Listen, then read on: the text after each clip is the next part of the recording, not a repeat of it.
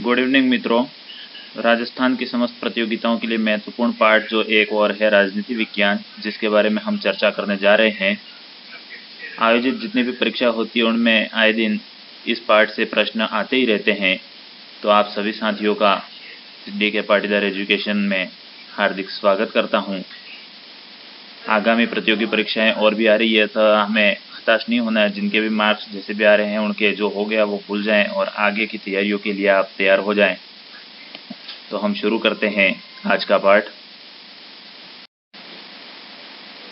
राजनीति विज्ञान के संदर्भ में हम बात करें, सबसे पहले बात आती है उसका पाठ्यक्रम, सिलेबस क्या है। तो सिलेबस के अंतर्गत हम सबसे पहले संविधान का ढांचा, संविधान में क्या क्या विषय वस्तु वर्णित है इसके बारे में अध्ययन करेंगे। इसके पश्चात भारतीय संविधान की आत्मा कहलाती है जो प्रस्तावना या उद्देशिका, इसके बारे में हम चर्चा करेंगे। इसके उपरांत मूल अधिकार किस देश से लिए गए हैं, कौन से भाग के अंतर्गत आते हैं, मूल अधिकार कितने हैं, कौन सा हटाया गया तो उसे किस प्रकार का कानूनी अधिकार बनाया गया, किस संविधान संशोधन के द्वारा हटाया गया, इसकी विस्तृत चर्चा हम टॉपिक के अंतर्गत करेंगे। नेक्स्ट है आपका DPSP, डायरेक्ट पॉलिसी ऑफ, ये जो नीति निर्देशक तत्व जो कि राज्य की नीतियों एवं उनके संज्ञानार्थों के जो निर्माण करता है वह नीति निर्देशक तत्व। इसके पश्चात हम अध्ययन करेंगे मौलिक कर्तव्य। आए दिन हमारी जितनी भी पाठ्य पुस्तकें आती है उनमें सब में कहीं ना कहीं मौलिक कर्तव्य और मौलिक अधिकार लिखे हुए रहते हैं, लेकिन हम उस पर पहुंच नहीं बना पाते हैं। संविधान की प्रस्तावना भी लिखी हुई रहती है।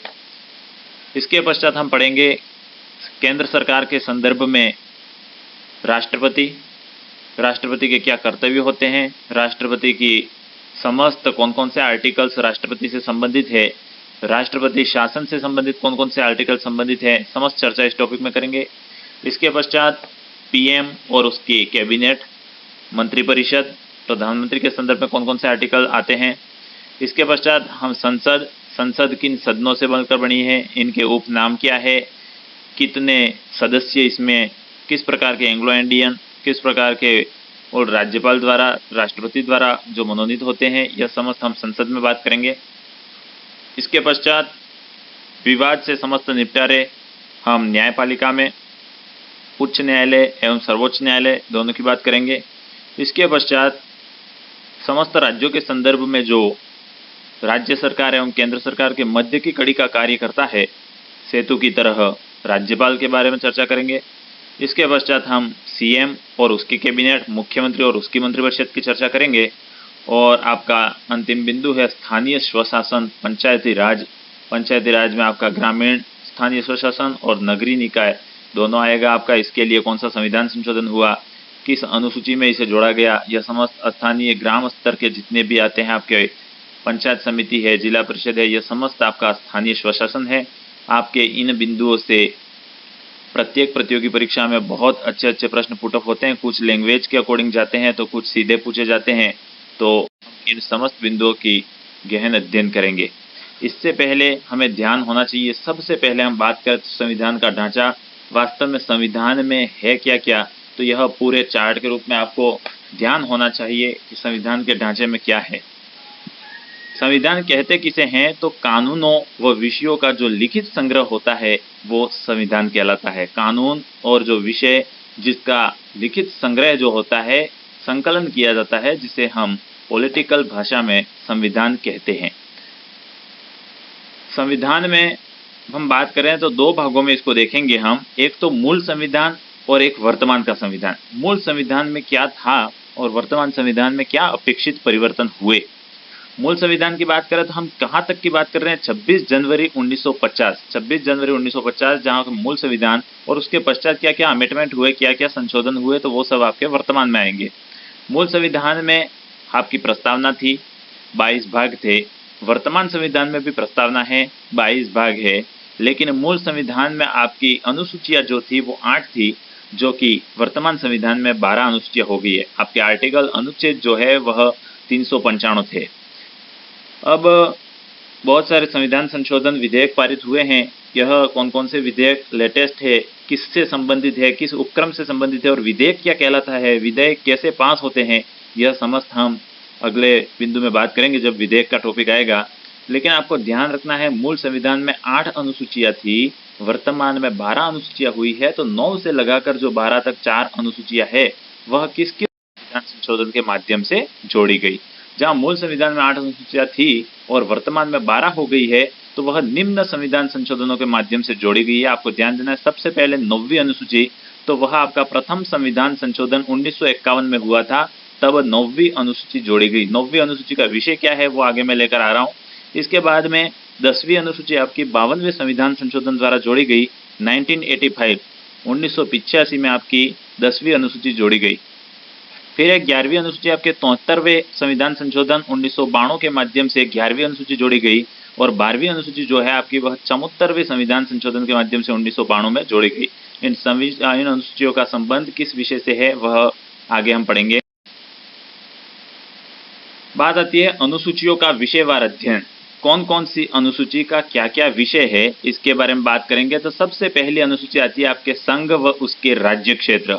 अनुसूची नंबर 1, संघ और उसके राज्य क्षेत्रों का प्रावधान किस अनुसूची में है, तो आपका अनुसूची फर्स्ट। इसके बाद में जितने भी संवैधानिक पद है, उन संवैधानिक पदों के वेतन की बात आती है, तो संवैधानिक पदों का वेतन किस अनुसूची के अंतर्गत बात करते हैं, तो अनुसूची नंबर 2। इसके पश्चात संवैधानिक पद जितने भी होते हैं उनकी शपथ का विवरण जितना भी आता है वह है आपकी अनुसूची नंबर 3। फिर बात आती है राज्यसभा की जो सीटों का डिवाइडेशन आवंटन जो किया है, राज्यसभा की जो सीटें हैं उनका आवंटन किया गया है, वह है आपकी अनुसूची संख्या 4। फिर आपके शेड्यूल कास्ट और शेड्यूल्ड ट्राइबल, इनके बारे में जो अनुसूचित जाति जनजाति के बारे में एक विशेष प्रावधान जो इनको प्राप्त होते हैं वह ST/SC एक्ट के माध्यम से, वह है आपकी अनुसूची नंबर 5। आपका प्रश्न यहाँ से सीधे आते हैं कि अमुक विषय का संबंध किस अनुसूची से है, तो आपको इस प्रकार से मैटर ध्यान में रखना है जिससे आप हल कर पाएंगे। इसके बाद है आपकी अनुसूची नंबर 6, जिसमें 4 पहाड़ी राज्य, आपको ध्यान रखना है 4 पहाड़ी राज्य में सम्मिलित कौन सा होता है कौन सा नहीं होता है। किसी भी प्रकार का प्रश्न बैठे तो असम, त्रिपुरा, मेघालय और मिजोरम, 4 पहाड़ी राज्यों के बारे में विशेष प्रावधान है। 5 में तो है आपका ST/SC का विशेष प्रावधान, जबकि 6 में है 4 पहाड़ी राज्य असम, त्रिपुरा, मेघालय और मिजोरम के बारे में विशेष प्रावधान। शॉर्टकट की है इसकी ATMM, असम, त्रिपुरा, मेघालय और मिजोरम, ATMM। अनुसूची नंबर 7 में तीनों सूचियों का वर्णन बताया गया है। 3 सूचियों के बारे में हम बात करें, संघ सूची, राज्य सूची और समवर्ती सूची। संघ सूची के विषय पर केंद्र सरकार ही कानून बनाती है, जबकि राज्य सूची के विषय पर राज्य सरकार कानून बनाएगी। जबकि समवर्ती सूची के विषय पर केंद्र और राज्य दोनों ही कानून बना सकते हैं, लेकिन ध्यान रखना है कानूनों में यदि विरोधाभास की स्थिति उत्पन्न होती है तो केंद्र का कानून मान्य रहेगा।